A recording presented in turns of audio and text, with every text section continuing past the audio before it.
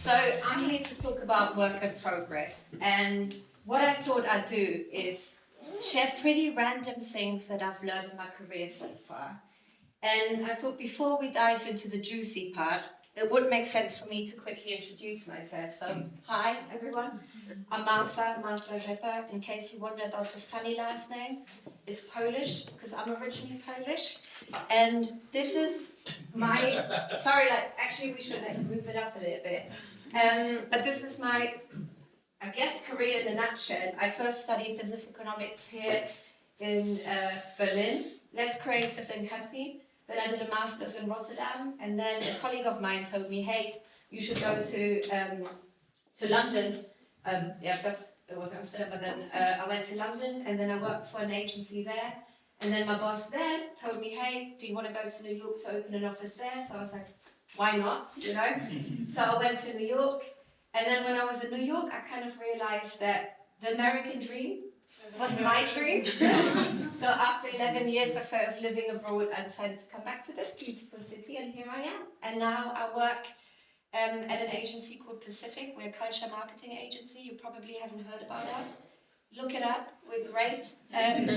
Check us out. But anyway, when Jenny asked me to do this talk, to talk about purpose, passion, igniting your inner fire, the first reaction I had, fuck, what am I going to talk about? Because, I don't know, I don't have a clear purpose. And there are lots of different things I'm interested in, but I don't know if I would call it passion, to be honest. And I believe that the majority, oh, no, it's not flipping, it was supposed to be a smooth thing to this wonderful statistic. I actually think the majority doesn't know, what their passion or purpose is. 95% at least. I made the statistic up, but it does feel about right.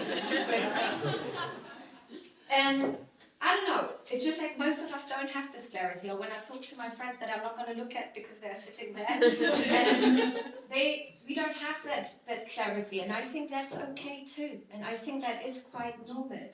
And I kind of believe the older I get that, that all these fancy words, let's ignore them. And to me personally, it's more about progress, that I kind of believe that every day I just try to be better, and it sounds a little bit cheesy, but it's simple as that, and I believe that we should look at our careers as a work in progress. And then I kind of thought, okay, my work in progress, and I can just give you the status quo because I'm still figuring things out and learning myself, but there are two sides to the equation to that. There are my aha moments, the things that I've learned, and then I call it my drive, things that I do that, with which I try to be a better version of myself every day. And so I picked 5 each, and again, they will be random. And I limited it to 5 each because otherwise I'd be blabbling on forever and I wouldn't want to do that to you. So let's look at my aha moments. So the first thing that I've learned was this thing called making it doesn't really exist, I always, from uni on, I always wanted to be managing director, and I worked my ass off, for many, many years. And the moment I got the title, I don't know, I didn't feel like I've made it, I kind of panicked and I thought, fuck, what's next? What are we going to do now? Because I was just so focused on that one thing. And, and this is when I realized also that this whole making it is just an illusion, and, there is no finish line. And, whenever you have a peak and you achieve it, then you start from the beginning again. And you have to have goals, but, I didn't think this through, but you will always have to have new goals, And this kind of also helped me to chill out a little bit because, you don't have to participate in that rat race where you think, okay, what's the next step? What am I going to do? And I try to focus now actually on what makes me happy, What do I enjoy doing? Fake news, this making it. The other thing that I've learned was also that your career won't be linear, and that's a good thing. I always had a clear imagination of what my career would look like. It didn't look like what you just saw or what I presented to you, My career happened by accident because life will... I sound like an old person, But it is, it's true, you meet people, you travel, you learn new things, and it would be stupid if you still followed the path that you thought that you would have to follow. And also your expectations will change because you will change. 20s Martha wanted to go and have a crazy career in New York. 30s Martha wants to hang out with friends, go to Italy and drink an Aperol, or, 3 maybe. So I would encourage all of us to not plan our careers, and whenever you hear the "what's your 5-year plan" question, run. I think instead we should really have the courage to even pivot when we realize, actually, I'm not happy in my job. And that will happen to some of us mid-late 30s, where you think, what am I doing, or what have I done, and actually I'm not happy. Have the courage to change it, because you only live once. The third thing that I've learned was that most people actually don't have a clue. I have, even now, where I go into a room, or whenever I start a job, that's actually even a better example, I kind of feel, everybody's smarter. Look how they talk. They're so eloquent. They're so funny. They're so cool. So beautiful. What am I doing here, And then you probably know that feeling sometimes too. And then you kind of realize we all feel that way. We all have imposter syndrome every once in a while. We all feel like we don't belong, and we all are faking it, We're just trying to get by and hope that people will like us along the way. And I found that very liberating, because I try to stop now to put people on pedestals and think, oh my God, they're so smart, because when you even listen to TED Talks, it's not groundbreaking. It's cool, obviously, and it's very inspiring. Obviously, my talk is different now, but and I think that helps me to really say, hey, I have the courage now to express my opinion. Even some of you might not like it or agree, but this is me, and it's quite nice to actually have the courage to do that. The fourth thing, and I told you these are random things, that I wanted to just have you think about them, is the importance of getting your gang together. And what do I mean by that? We all want to be liked, and somehow we always want to be liked by people who don't like us, and also or bosses, or I don't know, whenever there are mean people, we try to be extra nice and prove ourselves that we're worth it, so they think we're intelligent or whatever. And I think that's the wrong I've tried it for all of us. It's the wrong strategy. So now instead what I've learned is actually ignore them, because haters are going to hate, and you're not going to change their opinion. And it's a waste of time to focus on that. So instead, just get your gang together.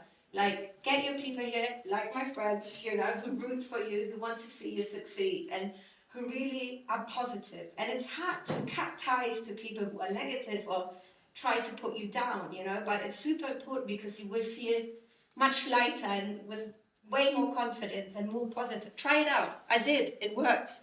And the last of my wisdom was, and that's the hardest one, and I don't think that I'm done yet with it, but it's too much to the beat of your own drum.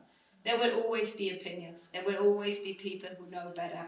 There is always society that tells you what you should do. I should probably have a husband, 3 kids, live in the suburbs, have a dog, and maybe a horse.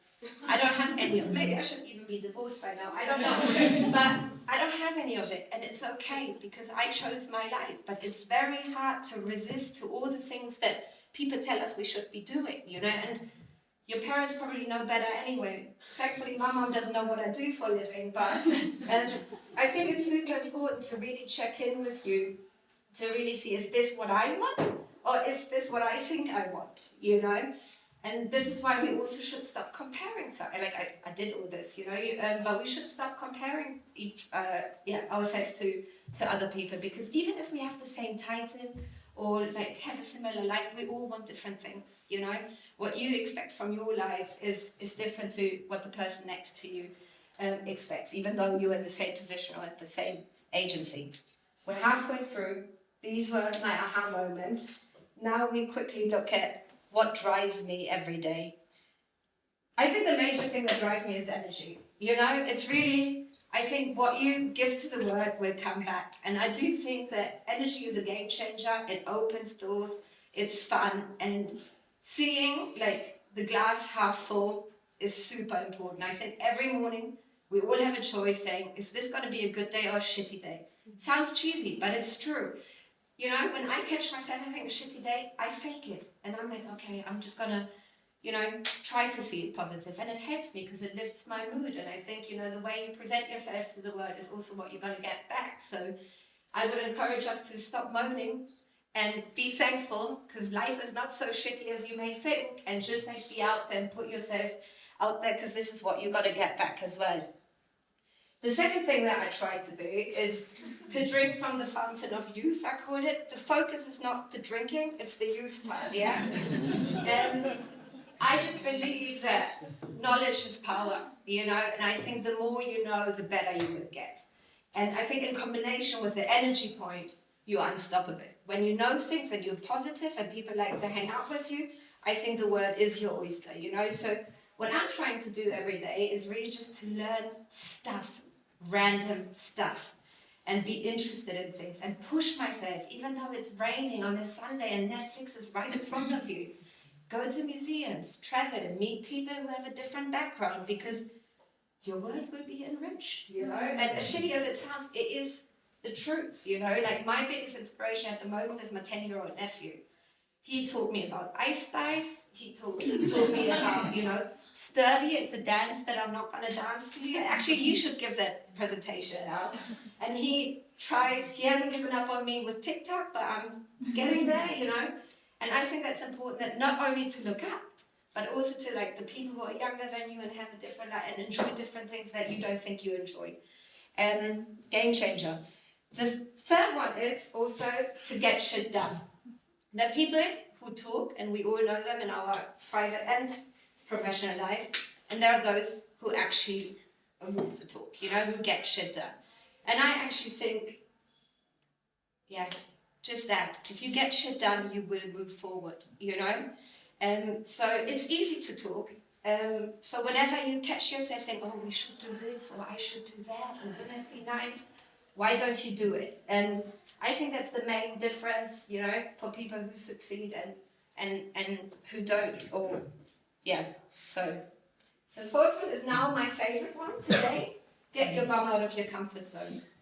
This is not my natural habitat, especially when friends are there, I'm nervous, but I know I need to do it. So I'm using you guys just to learn and grow, because you need to, it's easy, but if you always do the same things over and over again, nothing will change, and don't expect change. And I think the more you push yourself to try things that don't make you comfortable, to challenge yourself,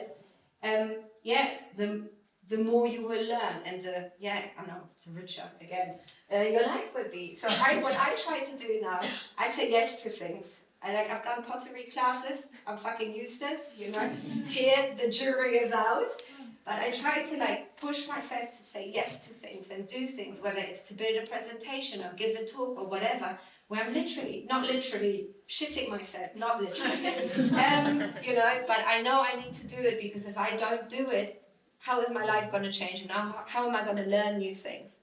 And the last thing, because I know that we're in a creative industry, I thought I'd be smart here too, is I nicked this one. It's actually my friend's dad who said that, is that advertising comes with a social responsibility. And I see that as my motivation as well, because, we often complain that there is so much shit and shitty advertising out there. But we actually are responsible for it as well. And I think sometimes we can't be bothered to push it or do it, and I think we have to, and ask yourself, is this crap I'm producing or actually moving the needle? And maybe it's not even the, copy or the art design or whatever we do. It's sometimes even, am I giving a young person a chance, or am I giving somebody who doesn't have a chance now a platform? Can I change it? Can I include something? So actually I'm moving the needle even a little bit, and the world still might think it's shit, but I know I contributed to make it a little bit better. And that drives me every day as well. So overall, you got to peek into my kind of work in progress. And obviously, I'm not going to share any wisdom, because I'm learning and I'm figuring things out. But I think if I leave you with one thing, is really as long as you live open-mindedly and are curious and learn and go out there and say yes to things, I think we'll all be fine. So that is it. Good luck with it.